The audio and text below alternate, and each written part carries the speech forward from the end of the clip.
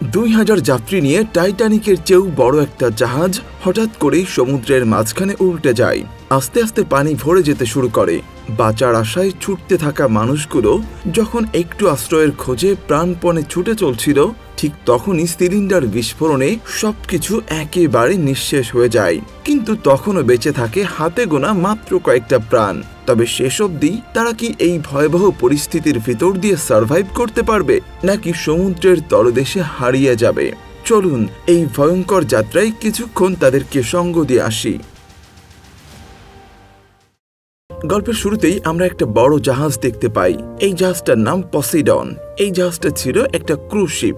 এই জাহাজে লিফট থেকে শুরু করে সুইমিং পুল সহ সব ধরনের সুযোগ সুবিধা রয়েছে। তো আজ ছিল 31st নাইট। এই শিপে সবাই এসেছে নিউ ইয়ার সেলিব্রেট করতে। সবাই যখন নিউ ইয়ার পার্টি এনজয় করছিল, ঠিক তখনই জাহাজের কেবিনে একটা শব্দ শুনতে পেয়ে সেখানকার ক্যাপ্টেন চমকে যায়। শব্দটা শুনে সে ভাবে হয়তো ইঞ্জিনে কোনো গন্ডগোল হয়েছে।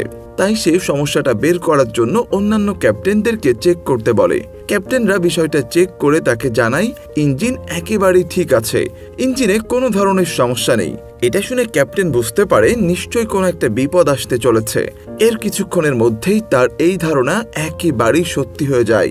সে দেখতে পায় একটা বিশাল সামুদ্রিক ঢেউ তাদের জাহাজের দিকে এগিয়ে আসছে। তাই সে এক মুহূর্ত দেরি না করে অন্যদিকে ঘুরিয়ে নেওয়ার চেষ্টা করে। এরপর সে অ্যানাউন্স করে সবাইকে বলে কিছুক্ষণের মধ্যেই আমাদের সাথে একটা বড় দুর্ঘটনা ঘটতে চলেছে, তাই যে যেখানে আছেন সবাই সাবধান হয়ে যান। এটা শুনে সবাই ভয় পেয়ে যায় আর এদিক ওদিক দৌড়াতে শুরু করে। ওদিকে আমরা দেখতে পাই সমুদ্রের সেই ভয়ঙ্কর ঢেউয়ের উচ্চতা এতই বেশি ছিল যে সেই ঢেউয়ের কারণে আকাশের চাঁদটাও ঢাকা পড়ে যায়। কিছুক্ষণের মধ্যেই সেই ভয়ঙ্কর দানবরূপী ঢেউটা তাদের জাহাজের উপরে আছড়ে পড়ে আর তার পরপরই বিশাল জাহাজটা একেবারেই উল্টে যায়। জাহাজে থাকা প্রত্যেকটা মানুষ নিজেদের জীবন বাঁচানোর জন্য প্রাণপণে চেষ্টা করে যায়, কিন্তু সেই ঢেউয়ের ধাক্কাটা এতটাই প্রবল ছিল যে জাহাজে থাকা অনেকেই প্রাণ হারায়। এর কিছুক্ষণ পর জাহাজের কিচেনের গ্যাস চেম্বারটাও ব্লাস্ট করে, যার কারণে কিচেন ও কিচেনে থাকা শেফরা আগুনে জ্বলে পুড়ে ছারখার হয়ে যায়। জাহাজের ভেতরের এই দৃশ্যটা এতটাই ভয়াবহ আর মর্মান্তিক যে আপনি মুভিটা না দেখলে কোনোভাবেই বুঝতে পারবেন না। এদিকে জাহাজের যেখানে পার্টিটা হচ্ছিল সেখানে সব থেকে বেশি মানুষ ছিল। তখন সেখানে একজন অফিসার আসে আর সবার উদ্দেশ্য করে বলে সবার জন্য দুইটা খবর আছে। তার মধ্যে খারাপ খবরটা হলো সুনামির আঘাতে আমাদের জাহাজটা উল্টে গেছে আর এই কারণে আমাদের জাহাজের অনেক যাত্রী মারা গেছে। আর ভালো খবরটা হলো আমরা আমাদের জাহাজের লোকেশনটা পাঠিয়ে দিয়েছি। খুব অল্প সময়ের মধ্যে রেস্কিউ টিম এসে আমাদেরকে রেস্কিউ করে নিবে। এরপর আমরা ডিলেন নামের একটা লোককে দেখতে পাই। সে জাহাজে পড়ে থাকা ডেড বডিগুলোর কাছ থেকে ছুরি, টর্চলাইট ইত্যাদি প্রয়োজনীয় জিনিসপত্র সংগ্রহ করছিল। তখন সেখানে কর্লার নামের একটা বাচ্চা ছেলে আসে। ছেলেটা এসে তার কাছে জানতে চায় যে সে কি করছে। তখন ডিলেন তাকে বলে এখানে থাকলে আমরা কেউই বেঁচে ফিরতে পারবো না, তাই আমি জাহাজ থেকে পালানোর প্ল্যান করছি। সেই বাচ্চা ছেলেটা তখন তাকে বলে কিন্তু আমাদের জাহাজ তো পুরোপুরি উল্টে গেছে, নিচ থেকে বের হওয়ার কোনো রাস্তা নেই। ডিলেন বলে আমি একটা রাস্তার সন্ধান পেয়েছি, সেখান থেকে বাইরে বের হওয়া যাবে। এই কথা শোনা মাত্রই কর্লার তার মাকে সেখানে ডেকে নিয়ে আসে। তার মায়ের নাম ম্যারি। ম্যারি ডিলেনকে জিজ্ঞাসা করে আসলে কি আপনি এই জাহাজ থেকে বের হওয়ার রাস্তা খুঁজে পেয়েছেন? ডিলেন বলে হ্যাঁ আমি পেয়েছি। তখন সেখানে রবার্ট নামের একটা লোক আসে। সে ওখানে দাঁড়িয়ে তাদের কথা শুনছিল। ম্যারি ডিলেনকে বলে জাহাজের একজন অফিসার সবাইকে এখানেই থাকতে বলেছে, কিছুক্ষণের মধ্যেই নাকি রেস্কিউ টিম এসে আমাদেরকে উদ্ধার করে নিয়ে যাবে। তারা যখন নিজেদের মধ্যে কথা বলছিল তখন সেখানে নেলসন নামের একটা লোক আসে। সে ম্যারির সাথে কথা শুনে ফেলে আর বলে আমি একজন আর্কিটেক্ট, আমি আমার এক্সপেরিয়েন্স থেকে বলতে পারি এই জাহাজটা এমনভাবে বানানো হয়নি যে এটা উল্টোভাবে বেশিক্ষণ ভেসে থাকতে পারবে। তাই আমরা যদি এখানে এভাবেই দাঁড়িয়ে থাকি তাহলে খুব তাড়াতাড়ি পানিতে ডুবেই মারা যাব। এদিকে রবার্ট ডিলেনকে বলে তুমি কি জানো ডিস্কো যাওয়ার রাস্তা কোন দিকে? আসলে আমি আমার মেয়েকে অনেকক্ষণ যাবৎ খুঁজে পাচ্ছি না। শেষবার যখন ওর সাথে আমার দেখা হয়েছিল তখন ও এখানেই ছিল। আমি তোমার সাথে যাব, কিন্তু তার আগে আমি আমার মেয়েকে খুঁজে বের করতে চাই। প্লিজ আমাকে একটু সাহায্য করো আর আমাকে একটু শর্টকাট রাস্তা বলে দাও।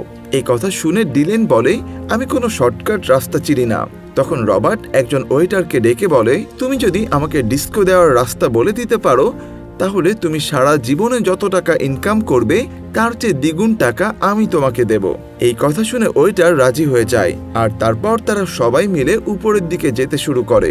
জাহাজটা উল্টে যাওয়ার কারণে জাহাজের নিচের দিকটা এখন উপরের দিকে, আর জাহাজের নিচের দিকে যে প্রোপেলারটা থাকে তার নিচে একটা ইমার্জেন্সি গেট আছে।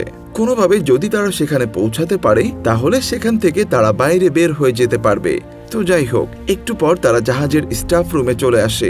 সেখানে এসে তারা দেখতে পায় বের হওয়ার সব গেট একেবারেই বন্ধ। জাহাজে যেন পানি ঢুকতে না পারে সেজন্য জাহাজের গেটগুলোকে বন্ধ করে রাখা হয়েছে। অনেক কষ্ট করে তারা লিফটের গেট খোলে, কিন্তু গেটটা খোলার পর তারা দেখতে পায় সেখানে কোনো লিফট নেই। যে লিফটটা ছিল সেটা অনেক উপরে উঠে আটকে আছে। তাই তারা একটা স্টিলের বেঞ্চের সাহায্যে উপরের ফ্লোরে যেতে থাকে। তারা একজন আরেকজনের হাত ধরে ঝুলে উপরের ফ্লোরে উঠে যাচ্ছিল। সবার শেষে ছিল নেলসন আর সেই ওয়েটার। নেলসন যখন ডিলেনের হাত ধরে উপরের দিকে উঠছিল ঠিক তখনই তার হাতটা ফসকে বেঞ্চটা নিচে পড়ে যায় আর সেই ওয়েটার নেলসনের পা ধরে ঝুলে পড়ে। তারা ঝুলেও উপরে ওঠার অনেক চেষ্টা করছিল, কিন্তু তখনই উপরে আটকে থাকা লিফটটা নিচের দিকে নামতে শুরু করে। এটা দেখে তারা সবাই অনেক ভয় পেয়ে যায়। তখন ডিলেন তাদেরকে বলে, আমি একা তোমাদের দুজনকে উপরে তুলতে পারছি না। সে নেলসনকে বলে, যদি তুমি ওয়েটারকে ছেড়ে না দাও তাহলে তোমরা দুজনেই মারা যাবে। এটা শুনে আর কোনো উপায় না পেয়ে নেলসন পা দিয়ে ধাক্কা দিয়ে ওয়েটারকে নিচে ফেলে দেয় আর তারপর সে উপরের ফ্লোরে উঠে যায়। ওয়েটার নিচে পড়ে সেখানেই মারা যায় আর সঙ্গে সঙ্গে সেখানে একটা বড় ধরনের ব্লাস্ট হয়। এরপর তারা ডিস্কো রুমের দিকে যেতে শুরু করে। ওদিকে ডিস্কো রুমে জেনিফার ও ক্রিশ্চিয়ানকে দেখা যায়। ক্রিশ্চিয়ান হলো জেনিফারের বয়ফ্রেন্ড আর জেনিফার রবার্টের মেয়ে। তাদের সাথে এলিনা ও লাকি নামের দুজন ছিল। আসলে ক্রিশ্চিয়ানের পা ডিজেলাইটের স্ট্যান্ডের ভেতরে আটকা পড়ে গিয়েছে, তাই তারা সবাই মিলে তাকে সেখান থেকে উদ্ধার করার চেষ্টা করছে। অনেকক্ষণ চেষ্টা করার পর তারা ক্রিশ্চিয়ানকে সেখান থেকে বের করতে সক্ষম হয় আর ঠিক সেই সময় সেখানে রবার্ট চলে আসে। রবার্ট সেখানে এসে তার মেয়েকে খুঁজে পেয়ে খুবই খুশি হয়ে যায় আর অন্যদিকে ক্রিশ্চিয়ানকে সবাই ফার্স্ট এইডের মাধ্যমে একটু সুস্থ করে তোলে। এরপর তারা সবাই মিলে উপরের দিকে যেতে থাকে, কিন্তু তারা দেখে আবারও তাদের দরজা লক হয়ে গিয়েছে। অনেক কষ্টে তারা একটা রাস্তা খুঁজে পায় যেখানে তাদের একটা ভাঙা লিফটের রড বেয়ে অন্যদিকে পার হতে হবে। এরপর তারা একে একে নিজেদের জীবনের ঝুঁকি নিয়ে সেটাকে পার করতে থাকে। এমন করে তারা 5 জন অন্যদিকে চলে যায় আর এরপর আসে জেনিফারের পালা। কিন্তু লাকি নামের সেই মাতাল লোকটা তাকে বাধা দেয়। সে আগে যাবে বলে ঠিক করে। লাকি যখন ওই রনিং এর ঠিক মিডিলে ছিল তখনই হঠাৎ করে একটা বড় ইঞ্জিন উপর থেকে তার গায়ের উপর এসে পড়ে। ফলে সে রেলিংটা ভেঙে নিচে পড়ে যায় আর লাকিও সেখানেই মারা যায়। ইঞ্জিন রুমের তেলের ট্যাঙ্ক ফেটে গিয়ে প্রচুর পরিমাণে তেল নিচের দিকে পড়তে শুরু করে আর সেই তেলগুলো নিচে থাকা পানিতে মিশে গিয়ে কিছুক্ষণের মধ্যেই সেখানে একটা বিশাল ধরনের বিস্ফোরণ হয়, যার কারণে তাদের পার হওয়ার সমস্ত রাস্তা বন্ধ হয়ে যায়। তখন ডিলেন ওই পাশে যাওয়ার জন্য অন্য একটা উপায় বের করে। সে ফায়ার ব্রিগেডের একটা পাইপ নিয়ে পানির ভিতরে ঝাঁপ দেয় আর তারপর সাঁতার কেটে অন্যদিকে চলে যায়। এরপর সে ওই পাইপটাকে নিয়ে গিয়ে একটা রেলিংয়ের সাথে বেঁধে দেয়। তারপর একে একে সবাই সেই পাইপটা বেয়ে বাকিরা অন্যদিকে পৌঁছে যায়। আসলে ডিলেন একসময় নেভিতে চাকরি করত, তাই সে জাহাজের ব্যাপারে সবকিছু জানে। অন্যদিকে যেখানে জাহাজের সবাই পার্টি করছিল সেখানে অনেক মানুষ এক জায়গায় জড়ো হয়েছিল। তারা অপেক্ষা করছিল এটা ভেবে যে রেস্কিউ টিম এখানে আসবে আর তাদেরকে উদ্ধার করে নিয়ে যাবে। কিন্তু তাদের ওই ফ্লোরের আশেপাশে পানি জমে এতটাই পানির প্রেসার বেড়ে গিয়েছিল যে পানির চাপে বন্ধ করে রাখা দরজা জানালা ভেঙে যেতে শুরু করে। এরপর সেই দরজা জানালার ভেতর দিয়ে পানি ঢুকে কয়েক মুহূর্তের মধ্যেই ফ্লোরটাকে পানিতে ডুবিয়ে দেয় আর সেখানে থাকা সবাই পানিতে ডুবেই মারা যায়। অন্যদিকে ডিলেন আর তার সঙ্গীরা সেই মানুষগুলোর আত্মচিৎকার শুনতে পায়। তারা খুব ভালোভাবেই বুঝতে পারে সেই ফ্লোরে থাকা সবাই মারা গেছে। এরপর তারা দেখতে পায় পানি দ্রুত গতিতে উপরের দিকে উঠতে শুরু করেছে। এখন যদি তারা এক মুহূর্ত সময়ও নষ্ট করে তাহলে তারা সবাই মারা যাবে। এদিকে তারা উপরে যাওয়ার কোনো রাস্তা খুঁজে না পেয়ে একটা এয়ার ভেন্টের মধ্য দিয়ে যাবে বলে সিদ্ধান্ত নেয়। রবার্ট সবার আগে যেতে শুরু করে আর সবার শেষে আসে ডিলেন। অনেক কষ্টে সেই ছোট্ট ভেন্টের মধ্য দিয়ে তারা ভেন্টের শেষ প্রান্তে পৌঁছে যায়। কিন্তু রবার্ট দেখে ভেন্টের শেষ দিকটা বাইরের দিক থেকে আটকানো। রবার্টের হাত সেখান থেকে বাইরে বের হচ্ছিল না, তাই সে কর্লার মানে সেই বাচ্চাটাকে উপরের দিকে ডেকে নেয়। আর অন্যদের কারোর কাছে স্ক্রু ড্রাইভারের মতো কিছু একটা চাই, যেন সেটা দিয়ে কর্লার এটার স্ক্রু খুলতে পারবে। তখন এলিনা তার গলায় থাকা ক্রসটা তাকে দিয়ে দেয়। এদিকে তারা দেখতে পায় ভেন্টের নিচ থেকে পানি উপরের দিকে উঠতে শুরু করেছে। সময় মতো উপরের স্ক্রু খুলতে না পারলে তারা সবাই সেখানে ফেসে যাবে আর খুব অল্প সময়ের মধ্যেই মারা যাবে। অন্যদিকে কর্লার সেই ক্রসের সাহায্যে স্ক্রুটা খুলে ফেলে আর তারপর তারা ভেন্টের ভেতর দিয়ে বাইরে বের হয়ে আসে। ডিলেন তাদের জানায় তারা যদি আর 2টা ফ্লোর পার করতে পারে তাহলে তারা জাহাজের ভেতর থেকে বের হতে পারবে। এরপর তারা বের হওয়ার রাস্তা খুঁজতে খুঁজতে একটা বন্ধ চেম্বারের মধ্যে চলে আসে। সেখানে শুধুমাত্র একটা এয়ার টাইট গেট লাগানো ছিল। এখান থেকে সামনে এগোনোর কোনো রাস্তা দেখা যাচ্ছে না, আর তারা এর নিচের দিকে গেলে তারা পানিতে ডুবে যাবে। আর এটা দেখে তারা সবাই খুব ভয় পেয়ে যায়। তারা কি করবে কিছুই ভেবে পায় না। তখন ডিলেন তাদেরকে বলে এটা একটা ব্যালেন্স ট্যাঙ্ক। জাহাজের ব্যালেন্স ঠিক রাখার জন্য এই ট্যাঙ্কে পানি ভরা হয়। যখন এই ট্যাঙ্কটা পানিতে ভরে যাবে আর এই ট্যাঙ্কের ভেতরে প্রেসার তৈরি হবে, তখন ওই এয়ারটাইট গেটটা খুলে যাবে আর এই ট্যাঙ্কের ভেতরে সব পানি ওই গেট দিয়ে বের হয়ে যাবে। এখান থেকে বের হওয়ার আর কোনো পথ না পেয়ে তারা ওই ট্যাঙ্কে পানি ভরার ডিসিশন নেয় আর চাবি খুলে দেওয়ার সাথে সাথেই পানি ভরতে শুরু করে। কিছুক্ষণের মধ্যেই ওই ট্যাঙ্কটাতে পানি ভরে যায় আর তারা পানিতে ডুবে যায়। অনেকক্ষণ ধরে পানিতে ডুবে থাকার কারণে তাদের সবার অনেক খারাপ লাগছিল, কিন্তু ট্যাঙ্কের ভেতর পানির সঠিক প্রেসার না থাকায় গেটটা খুলছিল না। এরপর দেখা যায় পানির প্রেসার আস্তে আস্তে আরও বাড়তে থাকে আর সাথে সাথে গেটটা খুলে যায়। তখন তারা সবাই মিলে সাঁতার কেটে ওই ট্যাঙ্ক থেকে পাশের ট্যাঙ্কে চলে যায়, কিন্তু বিপদ যেন এখনও তাদের পিছু ছাড়েনি। তারা এখন যেখানে আছে সেখানে আস্তে আস্তে পানি বেড়েই চলেছে আর তারা যেদিকে যাওয়ার সিদ্ধান্ত নিয়েছিল সেদিকে যেতে হলে পানির ভেতরে ডুব দিয়ে সাঁতার কেটে যেতে হবে। তারা সবাই খুব ক্লান্ত হয়ে গিয়েছিল। এই মুহূর্তে এই কাজটা করা যেন তাদের জন্য একেবারেই অসম্ভব, কিন্তু তবুও তারা সাহস সঞ্চয় করে পানির ভেতরে ডুব দেয় আর একটু একটু করে সামনের দিকে এগোতে শুরু করে। এলিনা পানিকে খুব ভয় পেত, তাই সে সবার পেছনে পড়ে যায়। কিছুক্ষণ সাঁতার কাটার পর এলিনার জামা পানির ভিতরে থাকা কিছু একটার সাথে আটকে যায়। সে নিজেকে সেখান থেকে বাঁচানোর প্রাণপণ চেষ্টা করতে থাকে, আর তখনই তার মাথাটা জাহাজের ভেতরে থাকা শক্ত কিছুতে ধাক্কা খায় আর মাথা ফেটে প্রচণ্ড রক্তক্ষরণের কারণে এলিনা তখনই মারা যায়। এলিনার আগে ছিল নেলসন। সে পেছনে তাকিয়ে এলিনাকে দেখতে না পেয়ে তাকে খোঁজার জন্য পেছনের দিকে চলে যায়। সে এলিনাকে খুঁজে পেয়ে সেখান থেকে তাকে উদ্ধার করে, তারপর তাকে নিয়ে উপরের দিকে উঠে আসে। এলিনার এমন অবস্থা দেখে তারা তার জ্ঞান ফেরানোর অনেক চেষ্টা করে। আসলে তারা জানে না যে এলিনা আরও আগেই মারা গেছে।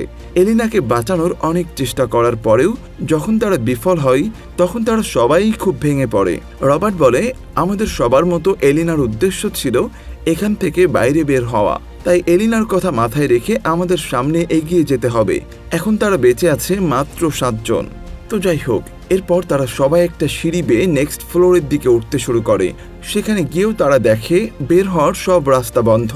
অনেক খোঁজাখুঁজির পর ডিলেন জাহাজের একটা ডায়াগ্রাম দেখতে পায়। সেটা সে সবাইকে দেখিয়ে বলে, এই করিডোরের নিচে একটা ওয়াটার টাইট দরজা আছে, যেখান থেকে আমরা প্রোপেলার টিউবে যেতে পারবো। একবার যদি আমরা প্রোপেলার টিউবে পৌঁছাতে পারি তাহলে সেখানে থাকা এমার্জেন্সি গেট খুলে আমরা আমাদের জাহাজের বাইরে বেরিয়ে যেতে পারবো। এরপর তারা সবাই মিলে সেদিকেই যেতে শুরু করে। তারা এগিয়ে গিয়ে দেখে করিডোরের রাস্তা পানিতে ডুবে গেছে, তাই সেখানে যাওয়া কোনোভাবেই সম্ভব নয়।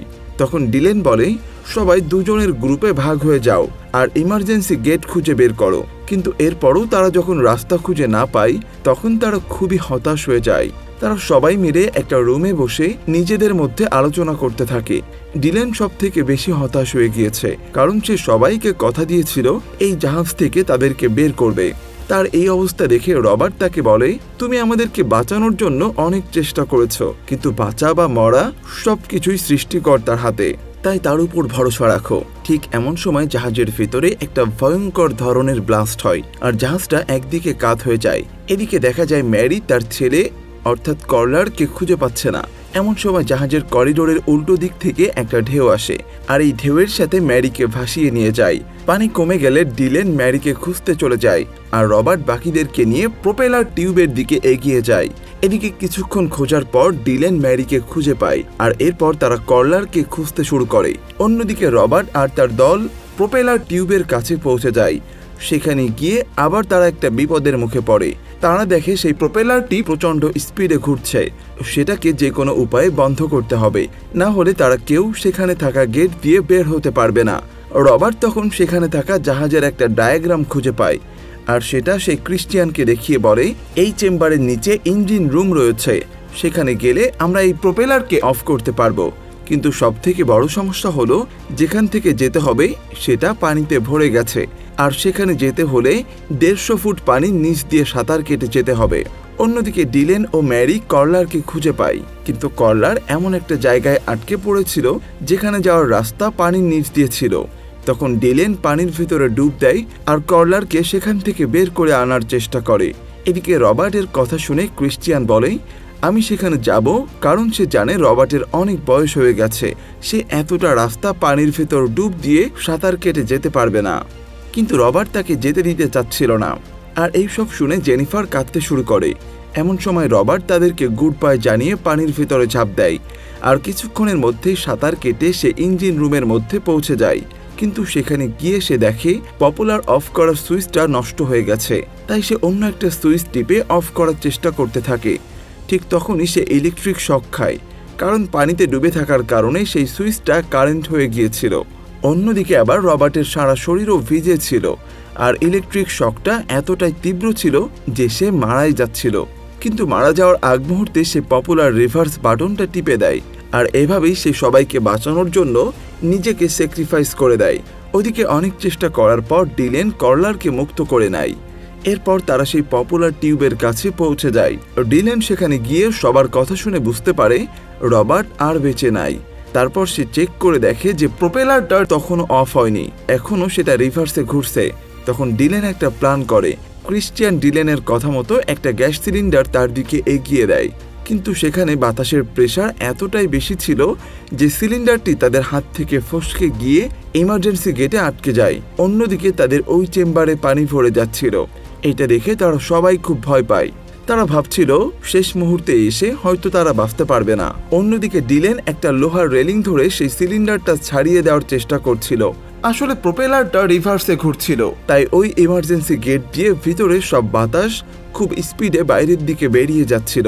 এই সময় ডিলেন যদি ওই রেলিং ছেড়ে দেয় তাহলে সে গেট দিয়ে ছিটকে বাইরে বেরিয়ে যাবে আর প্রোপেলারের ধাক্কা খেয়ে মারা যাবে। অনেকক্ষণ ধরে প্রাণপণ চেষ্টা করার পর ডিলেন সেই সিলিন্ডারটাকে বাইরে বের করে দেয়, আর সেটা বাইরে বের হয়ে প্রোপেলারের ধাক্কা খেয়ে একটা বিশাল বড় ব্লাস্ট হয়। ব্লাস্ট হওয়ার কারণে প্রোপেলারটাতে আগুন লেগে যায় আর ভেঙে গিয়ে সেটা বন্ধ হয়ে যায়। এরপর তারা এক এক করে সেই জাহাজ থেকে বাইরে বের হয়ে আসে আর সমুদ্রের পানিতে ঝাঁপ দেয়। জাহাজ থেকে তারা কিছুটা দূরে একটা লাইফ বোট দেখতে পায়। সাঁতার কেটে তারা সবাই ওই বোটে উঠে পড়ে। তখন তারা দেখতে পায় তাদের সেই জাহাজটা কাত হয়ে তাদের গায়ের উপর পড়তে চলেছে। এটা দেখে তারা তাদের বোটটাকে সামনের দিকে নিয়ে যায়। এভাবেই তারা শেষ বিপদের হাত থেকে নিজেদেরকে বাঁচিয়ে নেয়। কয়েক ঘন্টা আগেও যে জাহাজটা মাথা উঁচু করে সমুদ্র পাড়ি দিচ্ছিল, সেই জাহাজটাই কয়েক মুহূর্তের মধ্যেই সমুদ্রের পানির নিচে ডুবে গেল। তারা বোটে 6 জন ছিল। ডিলেন একটা ফ্লেয়ার গান আকাশের দিকে ছোড়ে, আর কিছুক্ষণের মধ্যেই রেস্কিউ টিম সেটা দেখতে পায় আর তাদের কাছে চলে আসে। এটা দেখে তারা সবাই খুব খুশি হয়ে যায়, কারণ এত বড় একটা বিপদ যেখান থেকে বাঁচা প্রায় অসম্ভব ছিল সেটাকে তারা সম্ভব করেছে। জাহাজটা উল্টে যাওয়ার পর 10 জন যাত্রী জীবন বাঁচানোর জন্য যাত্রা শুরু করেছিল, আর তাদের মধ্যে মাত্র 6 জন জীবন বাঁচাতে পেরেছিল।